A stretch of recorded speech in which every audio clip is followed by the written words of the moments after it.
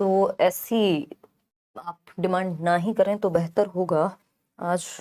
Okay nice, 1 minute रुकना यार, और इतने आप जवाब दीजिए। ओके ओके ओके, जवाब दे देना, कोई बात नहीं, 1 मिनट रुक जाओ बस जवाब के लिए। देखना एक बार,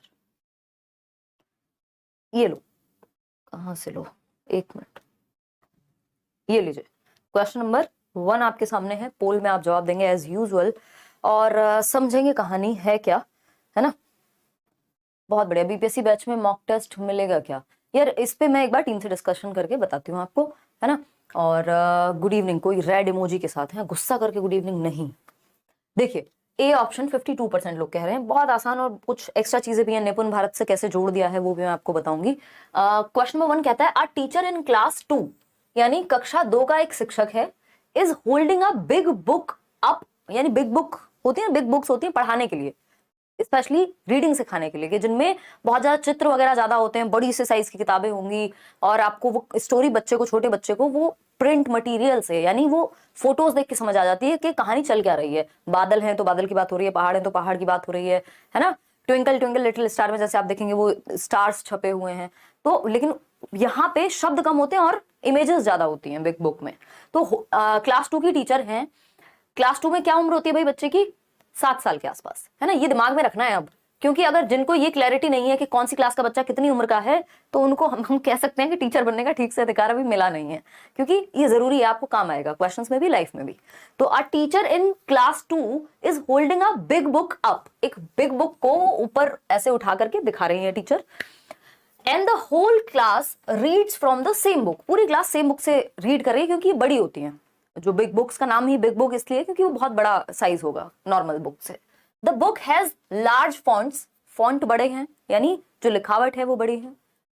इलस्ट्रेशंस, कुछ चित्र वगैरह, कुछ डायग्राम, कुछ हो सकता है, एंड सिंपल टेक्स्ट, बहुत कम टेक्स्ट बट सिंपल, आसान भाषा में, so that all children can participate in reading. तो बिग बुक का जो रोल है वो रीडिंग सिखाने के लिए ही किया जाता है। What strategy does the teacher follow? यानी किस तरह की स्ट्रेटेजी है जो टीचर फॉलो कर रही हैं। आप में से 62% लोग क्या है, गलत उत्तर दे रहे हैं, बस इसी का इंतजार था। आपको कुछ चीजें ना आज बेसिक्स समझने हैं, ताकि आगे वाले आने वाले सेट्स में आपको एक हर एक सब्जेक्ट का या पेडागोजी में स्पेशली एक माइंडसेट है कि आपको जवाब देना कैसे है, पूछा क्या जा रहा है, ये समझना ही अपने आप में हाफ बैटल वॉन है, कि आधी लड़ाई आपने जीत ली अगर आप ये समझ गए कि पूछा क्या जा रहा है ना। तो हमने जल्दबाजी में इसमें जवाब दे दिया, वो जवाब क्या है, ए ऑप्शन कह रहे हैं कई लोग, जो कि गलत है। देखो गाइडेड रीडिंग में जरूरी नहीं है कि बिग बुक का ही इस्तेमाल किया जाए, है ना, बिग बुक का ही इस्तेमाल किया जाए। गाइडेड रीडिंग में टीचर गाइड कर सकता है आपको, नॉर्मल आप पढ़ रहे हैं, और ये जरूरी नहीं है कि वहां बिग बुक हो, ठीक। तो पहली बात तो ये गड़बड़ हो गई। दूसरा, जिग्सॉ रीडिंग तो ऐसा कुछ यहाँ पहेली जैसा तो कुछ चल नहीं रहा है। अलाउड रीडिंग में होता है कि आप सस्वर वाचन कहते हैं इसको हिंदी में, टॉपिक सेम है हिंदी इंग्लिश पेडागोजी के, तो कनेक्ट करके पढ़ेंगे तो ज्यादा बेटर रहेगा। तो अलाउड रीडिंग, तो जो लाउड रीडिंग है बेसिकली आपकी, तो लाउड रीडिंग में तो आप क्या है, जोर से, जैसे मैं अभी पढ़ रही हूँ, ये लाउड रीडिंग है एक तरह की। तो बच्चे को अकेले भी आप खड़े कर सकते हैं, ग्रुप में भी चीजें हो सकती हैं, डिफरेंट चीजें हो सकती हैं, बट बिग बुक का ही इस्तेमाल करेंगे लाउड रीडिंग में, ये बिल्कुल जरूरी नहीं है। और दूसरी क्लास के बच्चे को आप पढ़ना सिखा रहे हैं लाउड रीडिंग, तो थोड़ा आगे की बात हो गई। एक ही सही उत्तर है इसका, शेयर्ड रीडिंग। और ये जो आपका निपुण भारत मिशन है, जो गवर्नमेंट कह रही है कि कक्षा 3 तक, ग्रेड 3 तक बच्चे को बेसिक पढ़ना लिखना और मैथमेटिकल स्किल्स आ जाएं। निपुण की जब हम बात कर रहे हैं, अभी हम इसको समझेंगे, उसमें भी, उस डॉक्यूमेंट में भी मेंशन्ड है ये शेयर्ड रीडिंग, ठीक है ना। अगर आप वो पीडीएफ उठा करके देखेंगे निपुण भारत की, जिसमें सारी कहानी उन्होंने बताई है, शेयर्ड रीडिंग को बिल्कुल एग्जैक्ट इसी भाषा में दिया हुआ है, और इन्होंने सीबीएसई ने वहीं से उठा करके सेम एज इट इज, बस टीचर को थोड़ा सा 2 लाइन एक्स्ट्रा लगाई है, वही क्वेश्चन बना दिया है। ये शेयर्ड रीडिंग है, क्यों, क्योंकि एक किताब से पूरी क्लास शेयर करके पढ़ रही है जो टीचर के हाथ में है, तो ये शेयर्ड रीडिंग कही जाएगी। आपको मुद्दा समझना है कि पूछा क्या जा रहा है, क्लियर है बात, कोई दिक्कत नहीं है। तो ये शेयर्ड रीडिंग कही जाएगी क्योंकि एक सिंगल किताब है, पूरी क्लास पढ़ रही है, और बिग बुक के साथ ऐसा होता है। चलिए आते हैं, समझते हैं। ये बिग बुक का एक एग्जाम्पल है जो आप देख रहे हैं, और जब मैं ये क्वेश्चन पढ़ रही थी तो मुझे ऐसे अपने बचपन की याद आ गई कि शायद मैं 2nd 3rd में ही रही होंगी, और ऐसी बहुत किताबें चलती हैं। मेरे जो मामा जी हैं बुलंदशहर रहती थी, तो उनको स्कूल से, टीचर हैं वो, तो स्कूल से बहुत सारी किताबें मिलती थी, तो लेकर के आते थे, उसमें बहुत सारी स्टोरीज होती थी, और वो वैसी ही किताबें होती थी जैसी इस तरह की, जिसमें पिक्चर्स बहुत सारी हैं और साइड में टेक्स्ट भी है। तो इंटरेस्ट आता है आपको पिक्चर देख के पढ़ने में, है ना। तो ये आप देख पा रहे हैं कि पिक्चर्स में बहुत सारी छोटा छोटा कुछ कुछ फॉन्ट लिखा हुआ है, तो पिक्चर्स के माध्यम से आप सेंस बना पाते हैं, मीनिंग निकाल पाते हैं किसका, कहानी का। कहानी को आप समझ पाते हैं देख करके कि क्या चल रहा होगा इन 4 पिक्चर्स को एक साथ जोड़ करके। तो बिग रीडिंग बुक्स जो होती हैं या बिग बुक्स, वो रीडिंग के लिए होती हैं, बच्चों को सिखाने के लिए, क्योंकि वो इंटरेस्टिंग लगती है बच्चे को। अब निपुण भारत में ये शेयर्ड रीडिंग की बात हुई है, क्योंकि निपुण भारत किस बात की बात कर रहे हैं, जो मिनिस्ट्री ऑफ एजुकेशन है आपका, जो नेशनल एजुकेशन पॉलिसी है, जो नई शिक्षा नीति जिसको हम कह रहे हैं 2020 में जो आया था ड्राफ्ट, उसके अंदर ये बात है कि जो निपुण मिशन है, निपुण भारत मिशन, इस पे बहुत क्वेश्चन आए सीटेट के लगभग हर एक सब्जेक्ट में। निपुण भारत मिशन क्या है, एक तो इसकी फुल फॉर्म जरूर याद रख लेनी है, N for national, I for initiative, यानी ये राष्ट्रीय एक इनिशिएटिव मिशन है जिसमें हम इनिशिएटिव ले रहे हैं फॉर प्रोफिशिएंसी इन रीडिंग, यानी बच्चा पढ़ने में पारंगत हो सके, एंड अंडरस्टैंडिंग न्यूमरेसी, यानी बेसिक अर्थमेटिक स्किल्स इसमें बच्चे की डेवलप हो सके, यानी रीडिंग, राइटिंग और बेसिक जो कैलकुलेशन टाइप की चीजें हैं वो बच्चे की अच्छी हो जाए। कब तक, कक्षा 3 तक, ग्रेड 3, यानी प्री स्कूल से कहानी शुरू हो जाएगी। प्री स्कूल समझते हैं प्ले वे, कक्षा 3 की बात हो रही है, तो कक्षा नहीं, ईयर यानी एज ग्रुप जो है वो निपुण भारत मिशन के लिए ये भी याद रखना जरूरी है 3 साल से लेकर 9 वर्ष तक है, और कक्षा तीसरी तक ये बेसिक प्रोफिशिएंसी बच्चे की पढ़ने लिखने और गणित के बेसिक कौशलों में आ जानी चाहिए। कब तक अचीव करना है ये हमें, ग्रेड 3 तक, यानी क्लास 3 तक। और एज ग्रुप क्या रहेगा, ये काम करेगा 3 साल के बच्चे से लेकर 9 साल के बच्चे के लिए, ठीक है ना। 3 साल का बच्चा 3 से 6 वर्ष के लिए कहां है, वो प्ले वे में है, प्ले एज है वो, आपको पता है वैसे भी, अर्ली चाइल्डहुड जिसको हम कहते हैं। तो वहां से शुरुआत हो जाएगी और ये ग्रेड 3 तक जाएगी, क्योंकि 6 साल का बच्चा पहली क्लास में होता है, 7 साल का बच्चा दूसरी क्लास में होगा, फिर 8 का जो है वो तीसरी में होगा, कुछ थोड़ा बहुत 1 आध साल इधर उधर चीजें हो सकती हैं। चलिए खैर, तो एक नेशनल मिशन है जो कि फाउंडेशनल लिटरेसी एंड न्यूमरेसी, जिसको FLN कहते हैं, है ना। FLN पे बहुत क्वेश्चंस आए, फाउंडेशनल लिटरेसी एंड न्यूमरेसी, यानी एक बेसिक जो लिटरेसी और न्यूमरेसी है, नंबर्स के साथ खेलना है और पढ़ना, क्योंकि हम देख रहे हैं हमारे देश में बच्चे पहुंच जा रहे हैं 8वीं क्लास में और पढ़ नहीं पा रहे हैं या बेसिक कैलकुलेशन नहीं कर पा रहे हैं, तो इसलिए इस मिशन को लॉन्च किया गया। आते हैं आगे बढ़ते हैं, क्या कहानी है समझते हैं। क्वेश्चन नंबर 2 देखिए और जवाब दीजिए फटाफट से। जतिन, अ क्लास 2 स्टूडेंट, कक्षा 2 का विद्यार्थी है Jatin, has a hearing impairment, यानी श्रवण दोष है, सुनने में समस्या है। As a language teacher, what could be the appropriate strategy to scaffold him, यानी एक लैंग्वेज टीचर के रूप में, यानी एक भाषा के अध्यापक के रूप में आप कैसे उसको स्कैफोल्ड कर सकते हैं। स्कैफोल्ड का मतलब क्या होता है, टेम्परेरी हेल्प दे सकते हैं, जहां वो अटक रहा है वहां उसको हिंट या फिर क्यूज दे सकते हैं। बताइएगा फटाफट। पहला ऑप्शन है promote the classmates to use gestures while communicating with him and be supportive, यानी जो क्लासमेट्स हैं बच्चे के, जो उसके पीयर ग्रुप है, जो साथी समूह है, जो बाकी बच्चे पढ़ रहे हैं क्लासरूम में, उनको क्या कहेंगे, कहेंगे भाई एक तो आपको अगर बात उसको समझ में नहीं आ रही, क्योंकि सुनने में दिक्कत होती है बच्चे को, तो आप थोड़े हाव भाव का, जेस्चर्स का अपने इस्तेमाल कर सकते हो। जैसे मैं कोई बात कर रही हूं तो अपने हाथों का प्रयोग या जेस्चर्स का इस्तेमाल करेंगे। दूसरा, सपोर्टिव रहेंगे, मतलब इंक्लूसिव एजुकेशन की तरफ आप लेके जा रहे हैं बच्चे को, तो इसलिए CDP जरूरी है, हर एक सब्जेक्ट में काम आएगी। बी ऑप्शन है such children should go to special schools where they will learn better, segregate नहीं करना बच्चे को, है ना, सेग्रीगेट नहीं करना, अलग थलग नहीं करना, अलगाव प्रकृति के नियमों के खिलाफ है, segregation is against the law of nature. जैसे मदर नेचर हम सबको कितनी भी विभिन्नता होने के बाद एक साथ रखती है, उसी तरह से स्कूल में भी हर तरह के बच्चों को हम इंक्लूड करते हैं, अलग थलग नहीं कि उसको स्पेशल स्कूल भेज देंगे, एक ही स्कूल में सबको सिखाना है। Focusing more on such a child will minimise teaching time of other children, यानी दूसरे बच्चों का टाइम कम हो जाएगा ऐसे बच्चे पे अगर फोकस किया तो मतलब हम क्या चाहते हैं, सारे बच्चे एक जैसे हों फिर, कि किसी का टाइम ही वेस्ट ना हो। नहीं, क्लास में विभिन्नताएं होंगी, डाइवर्सिटी होगी, इंडिविजुअल डिफरेंसेस को डील करना आना चाहिए टीचर को। डी ऑप्शन है inform the principal that your class is not accepting and cooperating with the child. देखो, इन्फॉर्म करके प्रिंसिपल को सॉल्यूशन आपने नहीं निकाला और आपको बच्चे के हित की बात करनी है। दूसरा, सॉल्यूशन ओरिएंटेड रहना है कि आप एज अ टीचर क्या सॉल्यूशन निकाल रहे हैं। इसमें बस आप कंप्लेंट कर रहे हैं, बच्चे के पेरेंट्स को कह दिया, प्रिंसिपल को शिकायत कर दी, फलाना कर दिया। पहले आप रीजन जानते हैं, सॉल्यूशन निकालने की कोशिश करते हैं, नहीं निकलता तब आगे की बात होती है। तो ए ऑप्शन ही एकमात्र ऐसा ऑप्शन है जो बच्चे के हित में है और वहां सपोर्ट के लिए आप बाकी बच्चों से भी कह रहे हैं कि बच्चे को सुनने में दिक्कत है तो आप हाव भाव का इस्तेमाल, अपने जेस्चर्स का इस्तेमाल, बॉडी लैंग्वेज का इस्तेमाल कर सकते हैं बच्चे को समझाने के लिए, कोई बात कम्युनिकेट करने के लिए, संप्रेषण के लिए, बातचीत के लिए, और सपोर्टिव रहे बच्चे को समझने में, मजाक ना उड़ाएं उसका। तो A option is the only right answer. यहाँ पे आपने 80% लोगों ने सही उत्तर दे दिया है।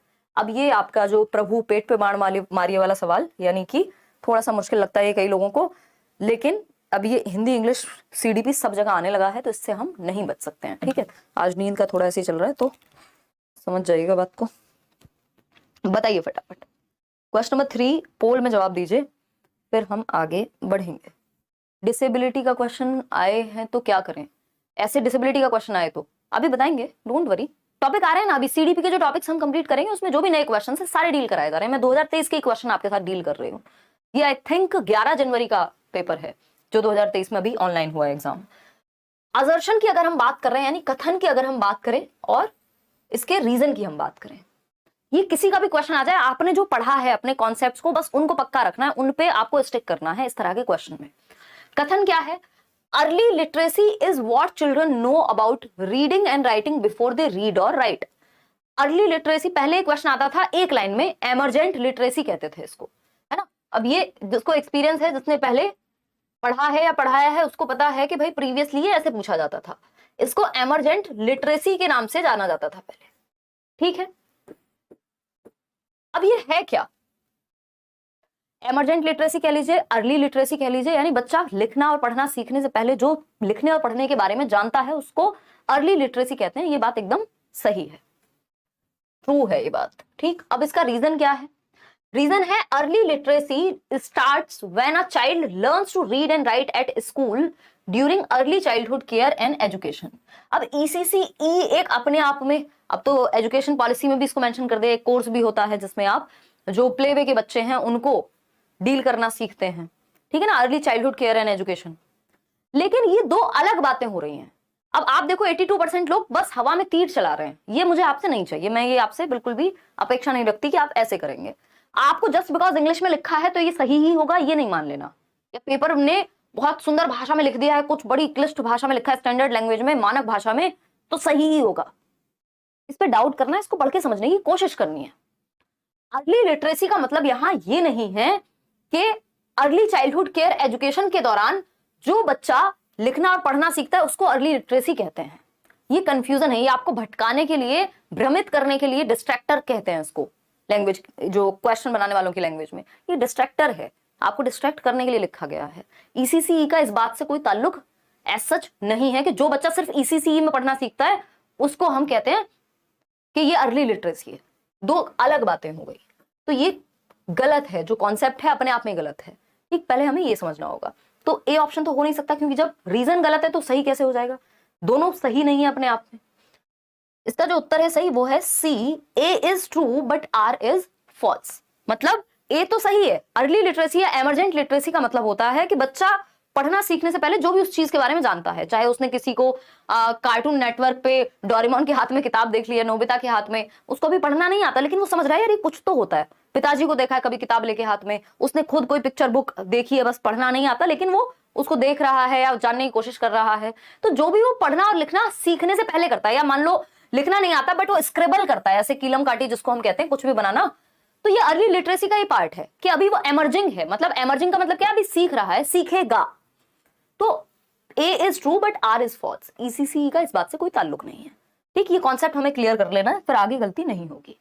आगे बढ़ेंगे। C option was the right answer. Question number 4 देखिएगा क्या कहता है। क्वेश्चन नंबर 4 पढ़ेंगे और जवाब देंगे। ये भी बहुत टाइम से आता रहा हुआ क्वेश्चन है, लेकिन अब बस ये हो गया है कि ये क्वेश्चन एक लाइन में नहीं पूछते सीटेट का। पहले 1 से 2 मैक्सिमम लाइन में पूछ लेते थे, अभी 4 से 5 लाइन से कम पूछते नहीं है।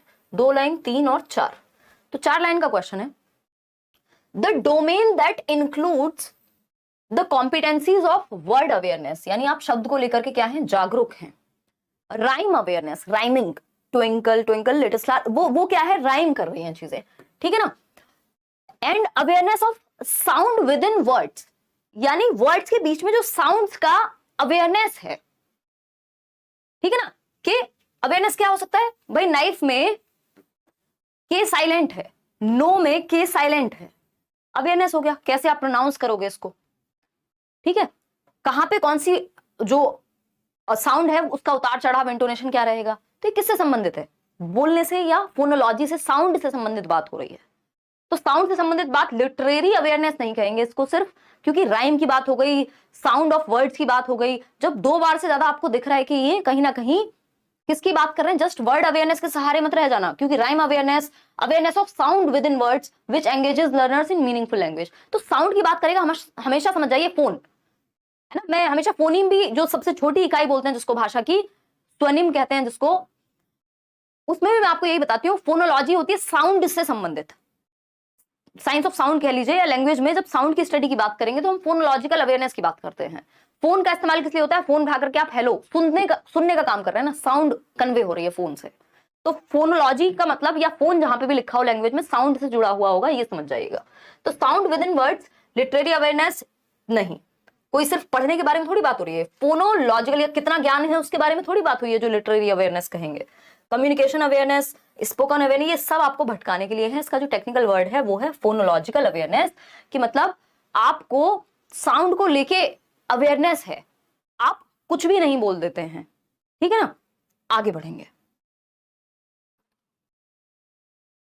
क्वेश्चन नंबर 5 देखिएगा। क्वेश्चन नंबर 5 क्या कहता है भाई, अ लैंग्वेज डिसऑर्डर, यानी एक भाषा विकार, that affects communication skills and comprehension abilities, यानी भाषा का वो विकार जो व्यक्ति के संप्रेषण कौशलों को, बातचीत करने की क्षमता को प्रभावित करे, एंड कॉम्प्रिहेंशन स्किल्स, यानी बातचीत, बात करने और बात को समझने, कम्युनिकेशन में यही होता है ना, और कॉम्प्रिहेंशन मतलब समझने में दिक्कत, यानी अपनी बात कन्वे करने में भी, दूसरी की बात को समझने में भी दिक्कत है। ये कौन सा डिसऑर्डर है बताइए, भाषा से संबंधित, अब फोन से ही जुड़ा हुआ है, PH लगा हुआ है, यानी कहीं तो लैंग्वेज कहीं तो साउंड की बात हो रही होगी, ठीक है ना। आपको पता है, अब एलिमिनेशन मेथड का इस्तेमाल करते हैं, या एलिमिनेट करते हैं बाकी के 3 ऑप्शंस, कोई एक ही ऑप्शन सही होगा, बाकी के 3 गलत होंगे।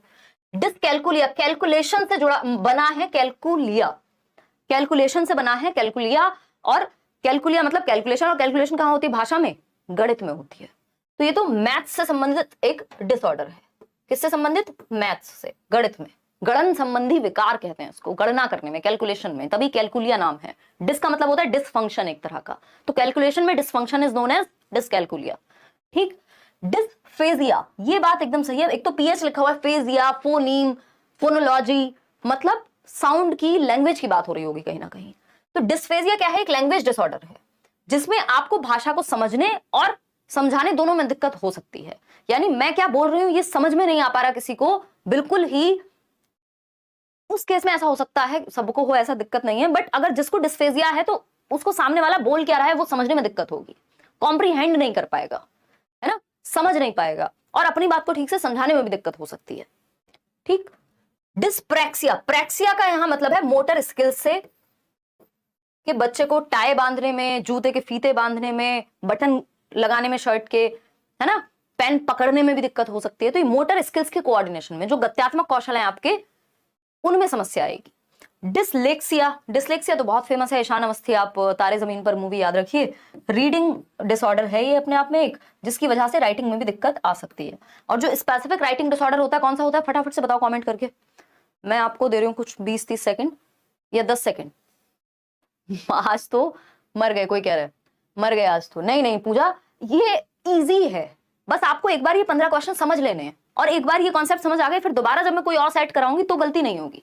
पेपर कंपैरेटिवली इजी है, एक बार मैराथन देख लो या नोट्स पढ़ लो जो दिए हुए इंग्लिश पेडागोजी के, सारे फ्री नोट्स दिए हुए हैं टेलीग्राम चैनल पे जाके, बहुत बढ़िया आप लोग आंसर कर रहे हैं। डिसग्राफिया, जब राइटिंग डिसऑर्डर की बात होगी तो ग्राफ से याद रखना होता है, ग्राफ हाथ से बनाते हो ना, मान लो कोई ग्राफ कैसे बना होगा, हाथ से बना होगा, ये मत कह देना कंप्यूटर से बना होगा, ठीक। तो राइटिंग डिसऑर्डर ग्राफिया से संबंधित है, जब सिर्फ राइटिंग पूछेगा तो डिसग्राफिया, यानी ग्राफ बनाने में दिक्कत है, ऐसे दिमाग में एसोसिएट कर लेना, ठीक। डिसग्राफिया, पढ़ने और लिखने दोनों में समस्या है तो डिसलेक्सिया, मुख्य रूप से पढ़ने में होती है डिसलेक्सिया। डिसलेक्सिया में रीडिंग डिसऑर्डर होता है, बी को डी पढ़ेगा बच्चा, 6 को 9 पढ़ेगा, गॉड को डॉग, डॉग को गॉड, 100 को वॉज, ठीक। लेकिन रीडिंग में जिसको दिक्कत है, अब जो पढ़ता गलत है वो लिखेगा सही, ऐसा जरूरी नहीं है, तो रीडिंग एंड राइटिंग दोनों आ जाए तो डिसलेक्सिया, सिर्फ राइटिंग है तो डिसग्राफिया। ऐसे बच्चे की राइटिंग इलेजिबल होती है, पढ़ने योग्य नहीं होती, आप पढ़ नहीं सकते, है ना, क्लियर है। आज तो पेट पे बाण लगे जा रहे हैं, कोई बात नहीं देवाशीष, अब ये प्रैक्टिस का ही तो समय है, पेट पे बाण खा के मजबूत हो जाओगे तो आगे गलती नहीं होगी। तो ये dysphagia is the right answer. Comprehension यानी भाषा को समझने या समझाने या कम्युनिकेट करने में जब दिक्कत है तो वो डिस्फेजिया है। आगे बढ़ेंगे क्वेश्चन नंबर 6 पर। बहुत स्लो चल रही हूं मैं इसलिए ताकि कॉन्सेप्ट बिल्ड हो जाए आपका आगे के आने वाले सेशंस के लिए भी। क्वेश्चन नंबर 6 देखिए, which method lays stress on giving opportunities to learners to participate in a purposeful talk. कोई डिबेट हो सकती है, कोई डिस्कशन हो सकता है in the classroom as it promotes learners to encounter real life situations. ये भी बहुत रिपीटेटिव क्वेश्चन है, ऑफलाइन में भी बहुत आता रहा है जब पेपर ऑफलाइन हुआ करता था। बस पहले क्या होता था, 1 लाइन 2 लाइन का स्वीट सा क्वेश्चन, और अभी जो है 4 से 5 लाइन में कम से कम क्वेश्चन जो है वो खत्म होता है। तो यहां पे हमें समझना है, अब ये इसमें की पॉइंट है, रियल लाइफ सिचुएशंस पे बेस्ड पर्पसफुल टॉक यानी कम्युनिकेशन रियल लाइफ में, CLT कहते हैं। बहुत बढ़िया, 78% लोग सही उत्तर दे रहे हैं, मुझे बहुत खुशी हुई। इसको CLT कहते हैं। एक क्वेश्चन इस पे हमेशा आता रहा है। CLT अप्रोच बहुत बेहतर मानी जाती है क्योंकि इसमें रियल लाइफ में पर्पसफुल टॉक के माध्यम से, यानी चर्चा हो रही है क्लास में, बच्चे किसी बात पे बात कर रहे हैं, है ना, एकदम फ्री फ्लो में अपनी बात कह रहे हैं, कोई उन्हें रोक नहीं रहा, थोड़ी बहुत गलती भी कर दे रहे हैं तो इसको कम्युनिकेटिव लैंग्वेज टीचिंग कहते हैं, CLT कहते हैं। ये रियल लाइफ से जोड़ती है। इसके की पॉइंट 2 हैं। एक तो ये डिस्कशन जरूर होगा क्लास में या बच्चे बात कर रहे होंगे और रियल लाइफ सिचुएशन से जोड़ करके कर रहे होंगे। तो कम्युनिकेटिव लैंग्वेज टीचिंग यानी कम्युनिकेशन के माध्यम से लैंग्वेज को पढ़ाया जा रहा है यहाँ। ग्रामर ट्रांसलेशन मेथड, ये तो ट्रेडिशनल और ओल्डेस्ट मेथड है, क्लासिकल मेथड भी कह देते हैं। इसमें तो दूसरी भाषा में यानी मदर टंग में ट्रांसलेशन की बात होगी। जैसे हम इंग्लिश पढ़ते आए कि ग्रामर रूल्स पहले हम पढ़ेंगे, फिर उसके बाद जो है उसको इंग्लिश में पढ़ते हैं। इंग्लिश की किताबें भी आज तक भी, ग्रामर की बहुत सारी किताबें मार्केट में हिंदी में बिकती हैं, वो ग्रामर ट्रांसलेशन का क्या है, बहुत अच्छा उदाहरण है। सी ऑप्शन है बाइलिंगुअल मेथड, दोनों को क्लब करके सैंडविच विधि कह देते हैं इसको। Audio lingual method, audio lingual में हम सुना सुना के कुछ स्पेसिफिक टर्म्स को बार बार दिमाग में बिठा देते हैं। ये सारे मैंने कराए हुए हैं, आपको यूट्यूब पे भी प्लेलिस्ट मिल जाएगी इन मेथड्स की, ठीक है। तो आंसर होगा इसका CLT, communicative language teaching. Question number 7 देखिएगा, ये भी हमेशा से, जब से सीटेट है तब से ये स्कैनिंग स्किमिंग के क्वेश्चंस आते रहे हैं। Scanning is meant for finding out. Scanning का क्या मतलब है? स्कैनिंग किस चीज को फाइंड आउट करने के लिए, किस चीज की खोज के लिए प्रयोग में लाया जाता है?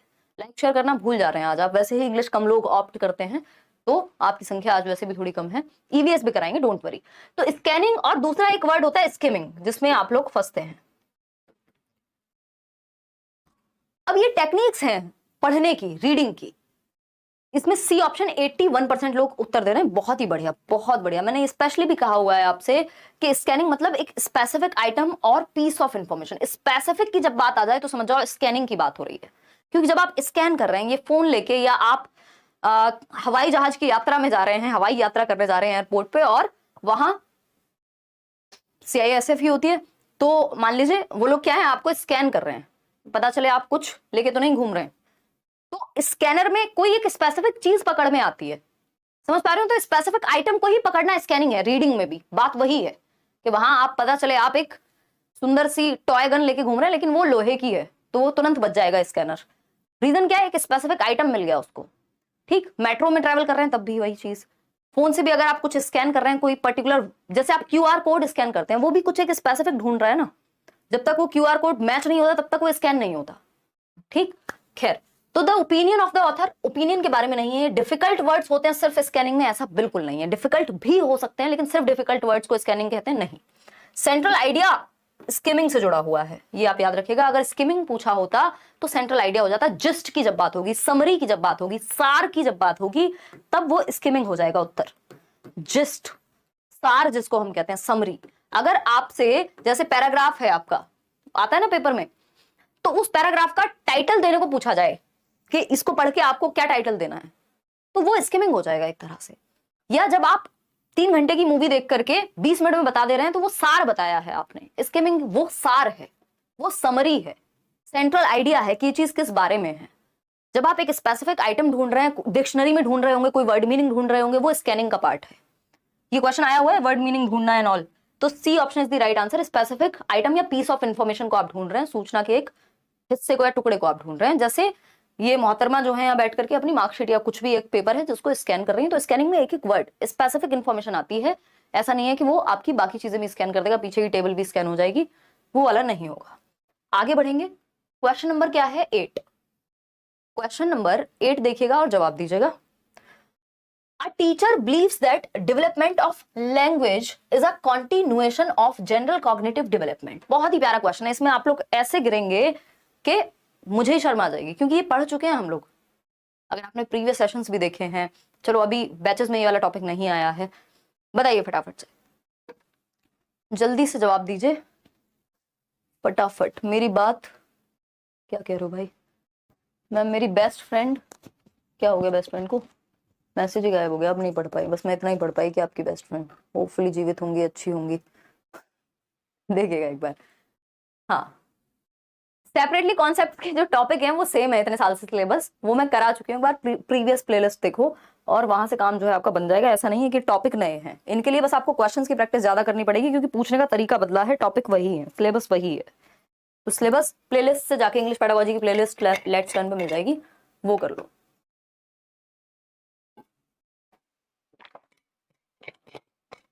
ये जितने भी लोग हैं ना जो कह रहे हैं इंग्लिश बहुत ज्यादा डिफिकल्ट होती है, इंग्लिश डिफिकल्ट नहीं होती है। आपने कसम खाई हुई होती है जब सीडीपी पढ़ रहे होते हैं कि एक शब्द अगर इंग्लिश में बोल दिया तो दिक्कत हो जाएगी। तो जिस चीज को हम बिल्कुल सीखना ही नहीं चाहते तो वो हमें डिफिकल्ट लगेगी। देखिएगा, a teacher believes that development of language यानी भाषा का विकास is a continuation of general cognitive development, यानी हमारे संज्ञानात्मक विकास से जुड़ा हुआ है। यानी अगर हमारा संज्ञानात्मक विकास अच्छा होगा, भाषा का विकास अपने आप हो जाएगा। कौन कहते हैं ये? कॉग्निटिव डेवलपमेंट से लैंग्वेज। याद कीजिए, प्याजे।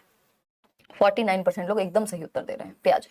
ये कह रहे हैं हमारा संज्ञान यानी हमारी थिंकिंग एबिलिटी, हमारी रीजनिंग एबिलिटी, ये सब चीजें तो कॉग्निटिव डेवलपमेंट से भाषा जुड़ी हुई है। तो कॉग्निटिव डेवलपमेंट अच्छा होगा तो लैंग्वेज अपने आप आ जाएगी। तो ये कह रहे हैं कॉग्निटिव डेवलपमेंट से भाषा आती है, जबकि वाइगॉस्की क्या कहते हैं? ये कहते हैं लैंग्वेज एक टूल है कॉग्निटिव डेवलपमेंट के लिए। ये बहुत बारीक चीजें हैं जिनमें कंफ्यूज रहेंगे आप। लैंग्वेज से कॉग्निटिव डेवलपमेंट होगा, लैंग्वेज एक टूल है कॉग्निटिव डेवलपमेंट के लिए एज पर वाइगॉस्की, और कॉग्निटिव डेवलपमेंट से लैंग्वेज हो रही है तो वो प्याजे। दोनों में अंतर समझ आ गया? बीएफ स्किनर तो इमिटेशन की बात कर देंगे। स्टीफन क्रेशन का अपना जो है इनपुट का क्या सिद्धांत है कि जितने लेवल पे आप हैं उससे +1 का एक हार्ड लेवल दे दीजिए और बच्चा सीख जाएगा। तो ये प्याजे की बात है। इन दोनों बातों को जरूर दिमाग में रखना है कि कॉग्निटिव डेवलपमेंट से लैंग्वेज या डेवलपमेंट से लर्निंग होती है, प्याजे कहते हैं, और लर्निंग से डेवलपमेंट होता है, वाइगॉस्की कहते हैं। ग्रामर ट्रांसलेशन मेथड, इस पर भी एक क्वेश्चन हमेशा आता रहा है और आता रहेगा, क्योंकि ये बहुत ही कॉमन मेथड है लैंग्वेज को सिखाने का। Grammar translation method of teaching language focuses on, यानी जो व्याकरण अनुवाद विधि कहते हैं उसको हिंदी में, सिलेबस सेम है दोनों में। लैंग्वेज, जब मैं हिंदी को इंग्लिश में ट्रांसलेट करके हिंदी पेडागोजी को और इंग्लिश पेडागोजी को हिंदी में ट्रांसलेट करके बताती रहा करती थी, ये तो अब तो बहुत टाइम हो गया, तो इनिशियली कई लोगों को मजाक उड़ाने का मन करता था, अरे मैम आप तो हिंदी भी ऐसे पढ़ाते हो, है ना, ये आपकी भाषा में कह रही हूँ मैं, खुद को मैम नहीं कह रही हूँ, तो कि आप तो ऐसे पढ़ाते हो, आप तो हिंदी को भी इंग्लिश में पढ़ा देते हो। ये हमने पहली बार देखा है, जबकि सिलेबस सेम है, हमें पता है। हमारी एक सब्जेक्ट की तैयारी, एक कॉन्सेप्ट की तैयारी, अगर हमने ग्रामर ट्रांसलेशन को अभी के अभी व्याकरण अनुवाद समझ लिया तो हमारे लिए वो हिंदी में भी हेल्पफुल हो जाएगा और समझने में भी आसान। बिल्कुल सिलेबस सेम है, टॉपिक सेम है, मैथड सेम है, तो दिक्कत नहीं होती अगर हम ट्रांसलेट करके समझ लें तो। देखिएगा, तो grammar translation method of teaching language focuses on, यानी ये जो व्याकरण अनुवाद विधि है भाषा को पढ़ाने की, किस चीज पे फोकस करती है? पहला ऑप्शन है language use as the main focus, यानी लैंग्वेज यूज पे फोकस करती है, यानी जिस भाषा को सिखा रहे हो उसका यूज करो, यानी इंग्लिश सिखा रहे हो तो इंग्लिश का यूज करो।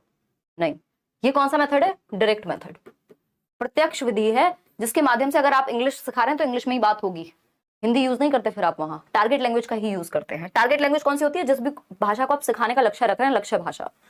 फॉर्म फोकस्ड टीचिंग, ये बहुत बार आ चुका है क्वेश्चन, और इसका जो सही है उत्तर डी ऑप्शन 40% कह रहे हैं, जो बिल्कुल गलत है ना। कहीं ढूंढो पानी मिल जाए थोड़ा बहुत।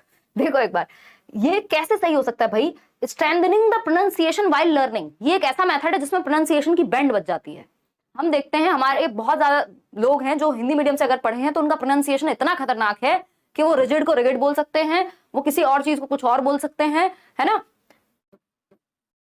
ऐसे बहुत सारे वर्ड्स हो सकते हैं जिनको हम गलत प्रोनाउंस करते हैं। ऐसा नहीं हमें उसका मतलब नहीं पता, हमें स्पेलिंग नहीं पता, या हम पेपर में सही नहीं करके आएंगे, करके आ जाएंगे, लेकिन प्रॉब्लम कहाँ है? प्रोनाउंसिएशन में। उसका रीजन ये ग्रामर ट्रांसलेशन मेथड ही है, क्योंकि इसमें लैंग्वेज यूज का मौका ही नहीं मिलता। आप रूल्स के सारे रट्टे लगा लेते हो, मीनिंग सारे याद कर लेते हो, स्ट्रक्चर सारी याद हो जाती है आपको, लेकिन प्रोनाउंसिएशन यानी लैंग्वेज को यूज करने का मौका नहीं मिल पाता। समझ पा रहे हो ना बात को? तो अगर हम बात कर रहे हैं strengthening the pronunciation while learning, ऐसा नहीं है, क्योंकि यहाँ पे प्रोनाउंसिएशन का मौका ही नहीं मिलता, लैंग्वेज को बोलने का मौका नहीं मिलता। स्पोकन लैंग्वेज बहुत वीक होती है ग्रामर ट्रांसलेशन की वजह से, जबकि हमारे रूल्स अच्छे हो सकते हैं, हमारे ग्रामर बहुत अच्छी हो सकती है, फिर भी हमें स्पोकन लैंग्वेज में दिक्कत होती है। समझ पा रहे हो या नहीं? सबका गलत है ना ये आंसर? हाँ हाँ, बहुत बढ़िया। मीनिंग फोकस्ड टीचिंग, मीनिंग भी इसमें फोकस में होता है, हम मीनिंग पे भी फोकस करते हैं, लेकिन उससे भी ज्यादा जरूरी है इसमें फॉर्म फोकस्ड टीचिंग, यानी जो ग्रामेटिकल फॉर्म्स हैं, जो रूल्स हैं, उन पे बेस्ड है ये पूरा मेथड, बाकी सारी चीजें सेकेंडरी हैं।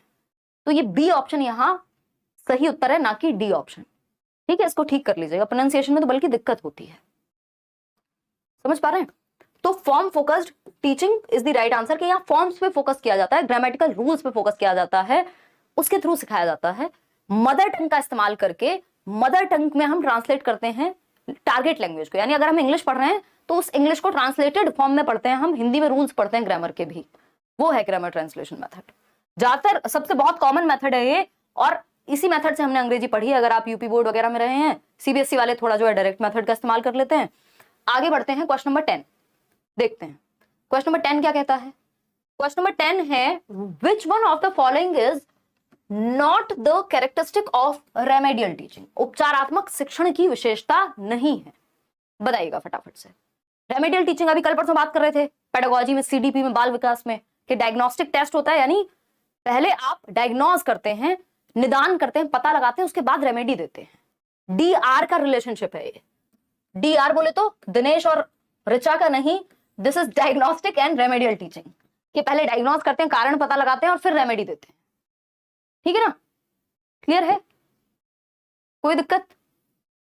कोई कह रहा है इंग्लिश में आज तो मोस्टली गलत है, जबकि इतना इजी सेट लग रहा था मुझे हिंदी के मुकाबले, क्योंकि हिंदी को इन्होंने कंफ्यूजिंग बनाया है। ऐसा नहीं मेरी हिंदी खराब है, उससे पहले नहीं होती थी दिक्कत। ठीक, कोई बात नहीं, अभी ये पहला दिन है, ये कॉन्सेप्ट्स को क्लियर कर लो कि हमने अगर आज स्कैनिंग सीखा तो आपकी नोटबुक में ये लिखा होना चाहिए कि स्कैनिंग का मतलब होता क्या है।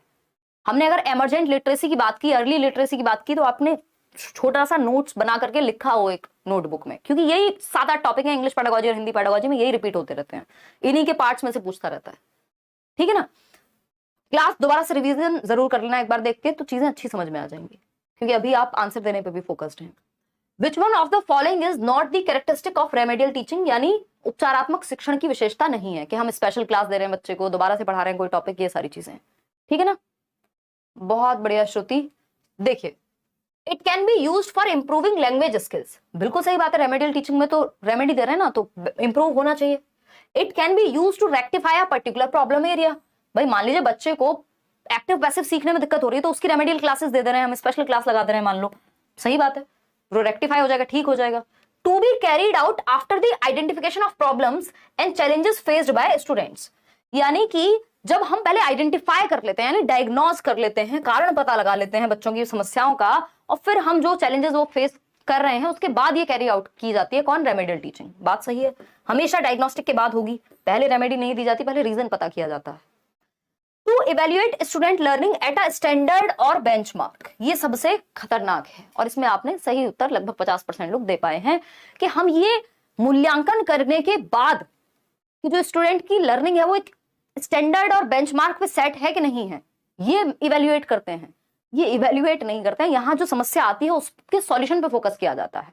ये जो स्टैंडर्ड और बेंचमार्क के अकॉर्डिंग है कि नहीं है, वो तो इवेल्युएशन में हो जाएगा, ठीक है ना, वो वहां देखा जाएगा कि कितने परसेंट आप उस स्टैंडर्ड को या बेंचमार्क को अचीव कर पाए हैं, कि एटलीस्ट 33% नंबर आने चाहिए थे, वो नहीं आए हैं, फिर डायग्नोज किया जाएगा कि क्यों नहीं आए हैं, फिर रेमेडी दी जाएगी कि कैसे आ सकते हैं। समझ पा रहे हो? तो इसमें एक ही बात गलत है जो सही है, क्योंकि पूछा ही गलत है। D option is the right answer over here. 4 सवाल और हैं इससे पहले कि आप आंसुओं से रोने लग जाए। Which one of the following is not true about multilingualism? बहुभाषिता के बारे में कौन सी बात ठीक नहीं है? जन्म जन्मांतर से आता रहा सवाल है और आगे भी आएगा, चाहे हिंदी हो चाहे इंग्लिश हो। बहुभाषिता की जब हम बात करते हैं, यानी मल्टीपल लैंग्वेजेस एक क्लासरूम के अंदर होती हैं, तो क्या होता है बताओ? It emphasises a smooth transition between the home and school language, यानी इससे स्मूथली ट्रांजिशन हो जाता है, क्योंकि क्लासरूम में भी मल्टीपल लैंग्वेजेस हैं और घर की भाषा को भी एक्सेप्ट किया जा रहा है। बात तो कुछ हद तक सही है। It helps in ensuring that every child attains grade specific skills to attain proficiency, यानी कि ये इंश्योर करता है कि हर एक बच्चा अपने ग्रेड स्पेसिफिक जो भी उसको प्रोफिशिएंसी आनी चाहिए, जितनी पारंगतता उसको होनी चाहिए, वो सीख जाएगा।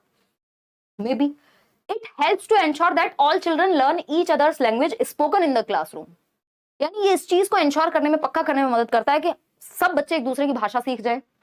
डी ऑप्शन है, multilingual children have greater cognitive flexibility and performance academically better than monolinguals. यानी जो मल्टीलिंगुअल बच्चे होंगे वो ज्यादा बेहतर कर पाएंगे एकेडमिकली बाकी बच्चों से। बताइए, चक्कर आ रहे हैं कुछ लोगों को? कोई बात नहीं, पानी वानी पी के आ जाओ आराम से कल तक। चलें आगे बढ़े। डी ऑप्शन कह रहे हैं 39% लोग। ये तो हम डिस्कस कर चुके हैं ना, 2 या 2 से अधिक भाषाएं जिस व्यक्ति को आती हैं उसका संज्ञानात्मक विकास भी अच्छे से होता है, उसका कॉग्निटिव लेवल भी बेहतर होगा। ये साइंटिफिकली प्रूवन बात है, ठीक है ना। कॉग्निटिविस्ट ऐसा मानते हैं, मतलब साइंटिफिकली का मतलब ये है।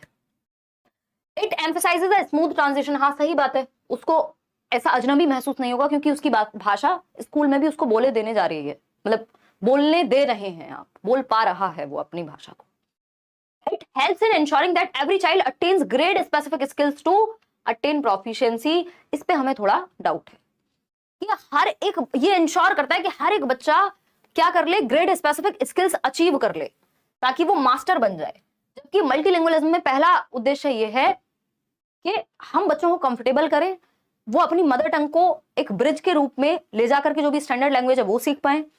It helps to ensure that all children learn each other's language. ये बात एकदम सही थी। स्मूथ ट्रांजिशन होगा, ये भी बात सही थी। Multilingual children have greater cognitive flexibility and perform academically better than monolinguals. हम ये कह सकते हैं कि जिसको मोनोलिंगुअल का मतलब सिंगल भाषा, मोनो का मतलब ही होता है सिंगल। तो मल्टीलिंगुअल बच्चों की जो है समझने की क्षमता या जानने की क्षमता, कॉग्निटिव फ्लेक्सिबिलिटी ज्यादा होती है और वो ज्यादा बेटर परफॉर्म करेंगे इस वजह से, बजाय कि जिनको सिर्फ एक भाषा आती है। ये फैक्ट है ना। चलिए आगे बढ़ते हैं। तो सिर्फ एक ही चीज यहां गड़बड़ है कि it helps in ensuring that every child attains grade specific skills to attain proficiency. यानी उस लेवल पे जो भी कुछ आना चाहिए उसको, वो मल्टीलिंगुअलिज्म से आ जाएगा। ऐसा कहना गलत होगा। वो आपको देखना पड़ेगा मैथ्स में कहां दिक्कत है, हिंदी में कहां दिक्कत है, ठीक है। तो इसका मतलब ये नहीं कि स्पेसिफिक लेवल पे जो भी आना है वो मल्टीलिंगुअलिज्म से आ जाता है। ये एकदम खराब बात हो गई, ये सही नहीं है मल्टीलिंगुअलिज्म के बारे में। क्वेश्चन नंबर 12 देखिएगा एक बार। स्टोरी टेलिंग, इस पे भी बहुत क्वेश्चन आया है। सेम क्वेश्चन, बस पहले एक लाइन में आता था, 4 वर्ड में खत्म हो जाता था एक सेंटेंस में क्वेश्चन। अब आपकी मुश्किलें थोड़ी बढ़ गई हैं, 3 लाइन से कम में आता नहीं है। मैथ आता है क्या सीटेट में? मैथ आता है 15 नंबर का, बिल्कुल प्राइमरी लेवल का, 1st to 5th में। सिर्फ प्रीवियस ईयर लगा लोगे तो हो जाएगा। अभी उदय सर भी करा देंगे यूट्यूब पे भी। और 15 नंबर की पेडागोजी आती है, उसके लिए आप मैराथन देख लो लेट्स लर्न पे, लिखो maths pedagogy by Himanshi Singh YouTube पे, गूगल पे, तो मिल जाएगा वीडियो। नोट्स भी मैंने आपको दिए हुए हैं और मैं कुछ जो ऑनलाइन वाले क्वेश्चन है वो भी कराऊंगी आपको। Storytelling plays an important role in language teaching. यानी भाषा को सिखाने में स्टोरी टेलिंग क्या है? आप कहानियां सुना रहे हैं, बहुत कहानियां सुनी होंगी आपने दादी नानी की। तो कहानियां सुनाना जो है, क्लासरूम में भी हम कहानियां पढ़ते हैं, लकड़हारे की कहानी सबने सुनी है जीवन भर से, ठीक। Which of the following is most important regarding story telling? Story telling के बारे में, स्टोरी टेलिंग को ओल्डेस्ट मेथड कहा जाता है दुनिया का, यानी जब से ह्यूमंस हैं तब से कहानियां हैं, है ना। स्टोरी टेलिंग अपने आप में एक बहुत अद्भुत स्किल भी है, कला भी है और बहुत ही महत्वपूर्ण है बच्चे के लिए। इससे क्या होता है, बच्चे की इमेजिनेशन बेटर होती है। जब आप कोई कहानी सुना रहे हैं कि एक राजा था, तो आपके दिमाग में एक राजा की पिक्चर तुरंत बन जाएगी, इमेजिनेशन आ जाएगी। या परियों का देश था, तो परियों का देश दिमाग में आने लग गया होगा, ठीक है ना। तो ये इमेजिनेशन स्ट्रांग होती है, इससे कल्पना बेहतर होती है। दूसरा, लिसनिंग स्किल्स आपकी सुधरती हैं, आप ध्यान से सुनना सीखते हैं। आपकी स्पीकिंग स्किल्स भी बेटर होती है, क्योंकि जो सुनता अच्छे से है वो कल को बोल भी अच्छे से पाएगा, है ना। तो स्टोरी टेलिंग के अनेकों फायदे हैं। बच्चा एंजॉय कर पाता है, क्रिएटिविटी बढ़ती है, एज अ होल लैंग्वेज को समझ पाता है, कहानी का क्या सार होगा ये समझ पाएगा। तो स्टोरी टेलिंग के अंतहीन फायदे हैं। अब बात हो रही कौन सा सबसे महत्वपूर्ण है स्टोरी टेलिंग के बारे में। It creates fun in the classroom, बिल्कुल सही बात है भाई, एंजॉयमेंट होगा, जॉयफुली वो सीख पाएगा। It presents language as a whole, ये बेस्ट है। आपको जब भी स्टोरी टेलिंग मिल जाए तो कहीं ना कहीं ढूंढ लेना, किसी ऑप्शन में दिखा हुआ मिलेगा कि एज अ होल ये भाषा को सिखाने में फोकस करता है। क्यों? एज अ होल का क्या मतलब हो गया? अभी मैंने आपको 4 चीजें लिख के बताई। इमेजिनेशन भी डेवलप हो रही है, एंजॉय भी कर रहे हैं बच्चे, लिसनिंग भी अच्छी हो रही है, स्पीकिंग भी अच्छी हो रही है, कल को रोल प्ले भी अगर करना होगा तो भी उनके दिमाग में वो चीज अच्छे से बैठेगी, क्रिएटिविटी बढ़ती है। तो ये एज अ होल भाषा को पूर्ण रूप में सिखाने का एक बहुत अच्छा जरिया है कि आप वर्ड मीनिंग भी सीख रहे हैं इससे, आप इमेजिन भी कर रहे हैं, आप सेंटेंस मेकिंग भी सीख रहे हैं। It develops moral values among the students, ये भी है, बिल्कुल सही है। इट इंप्रूव्स स्टूडेंट्स वोकैबुलरी, ये भी है। चारों बातें सही है, लेकिन सबसे बेस्ट, क्योंकि ये चारों आ गए बी ऑप्शन में एज अ होल। होल में फन भी आ गया, होल में वोकैबुलरी भी आ गई कि वर्ड मीनिंग सीखेंगे, मॉरल वैल्यूज भी आ गई, सब कुछ आ गया। B option is the right answer over here. आगे बढ़ेंगे क्वेश्चन नंबर 13। और ये स्टोरी टेलिंग का श्रेय किसी एक व्यक्ति को नहीं जाता कि इन्होंने दिया था ये मेथड। जैसा कि मैंने बताया, ओल्डेस्ट मेथड है, जब से ह्यूमन बीइंग से तब से कहानियां हैं। आप देखते हैं जो भी आपकी कथाएं तो हैं बहुत सारी, जो हम स्क्रिप्चर्स में भी पढ़ रहे हैं। ठीक है जी, 11 में से 2 ही सही हुए, कोई बात नहीं, अंडरस्टैंडिंग बेटर करो, हो जाएगा। For teaching children of class 1, पहले ही क्लास से या पहले ही टेस्ट से खुद को जज मत करने लग जाओ कि कितने सही हुए। ये देखो कॉन्सेप्ट्स क्या क्या सीखे हैं आज। कक्षा 1 की बात हो रही है, 6 साल का बच्चा होगा around. For teaching children of class 1 we should focus on oral language development, यानी मौखिक भाषा के विकास पे फोकस करना चाहिए कि वो अपनी बात को कह सके। Which of the following classroom practice will enable learners to enhance oral language skill at class 1? यानी बच्चे का मौखिक कौशल एनेबल करने के लिए, बेहतर करने के लिए कौन सा एक तरीका बेस्ट होगा? बताइएगा। इतिश्री नाम होगा आई थिंक आपका।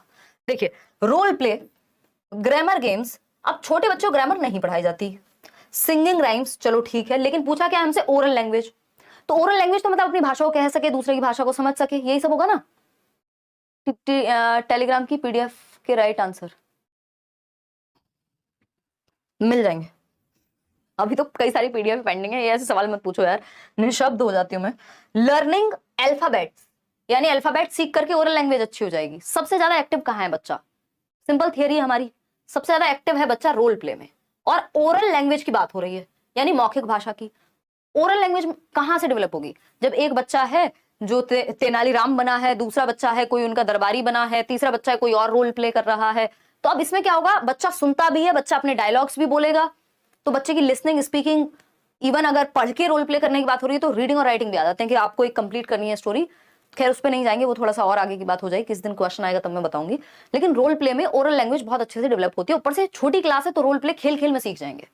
भूमिका निर्वहन कहते हैं उसको हिंदी में, कि एक बच्चे को आपने कोई कैरेक्टर बना दिया कि तुम शक्तिमान हो, तुम फलाना हो। अब वो शक्तिमान बात कर रहा है डोरेमोन से, देख रहे हो दोनों को ये पैरेलल यूनिवर्स में मिलवा दिया मैंने। शक्तिमान और डोरेमोन मिल करके बात कर रहे हैं, तो एक बच्चा शक्तिमान बना हुआ है, दूसरा बच्चा डोरेमोन बना हुआ है। तो वो कह रहा है यार तुम नोबिता, तुम्हारा उसको कुछ समझाओ। शक्तिमान कह रहा है कि वो क्या कुछ भी करता रहता है, पढ़ता पढ़ता नहीं है। दूसरा बच्चा कुछ और कह रहा है। अब इस बीच दूसरा बच्चा जो शक्तिमान सुना है वो बना है, वो डोरेमोन की बात पे ध्यान देगा, डोरेमोन जो बना है वो शक्तिमान की बात पे ध्यान देगा। मतलब सुनना भी सीख रहे हैं और बोलना भी सीख रहे हैं, ठीक है ना। तो ये रोल प्ले के माध्यम से संभव है और छोटी क्लास के बच्चे एंजॉय भी करते हैं इस चीज को, ठीक है। क्वेश्चन नंबर 14 देखिएगा, question number 14, second last question है आज के लिए। A language teacher generally gives task that has to be done in pairs, यानी ऐसा टास्क देती है एक भाषा की शिक्षिका जो पेयर्स का मतलब होता है 2 बच्चे या फिर ग्रुप्स, 2 से ज्यादा हो गया तो ग्रुप बन गया, 2 या 2 से अधिक बच्चे मिलकर के सॉल्व करें, ऐसा टास्क टीचर देती हैं। What should the teacher do when learners are involved in the task? Teacher को क्या करना चाहिए जब बच्चे इन्वॉल्व होंगे टास्क में? तो फटाफट से बता दो 1 मिनट के अंदर। यार आप बता नहीं सकते थे, टाइम देखना जरा, देखो एक बार। शाहीन हंस रही हैं डोरेमोन के जोक पे। The teacher should not sit ideally, यानी बस ऐसे पड़े नहीं रहना चाहिए, टीचर को बैठ के सो नहीं जाना चाहिए। She must read something to enhance learning,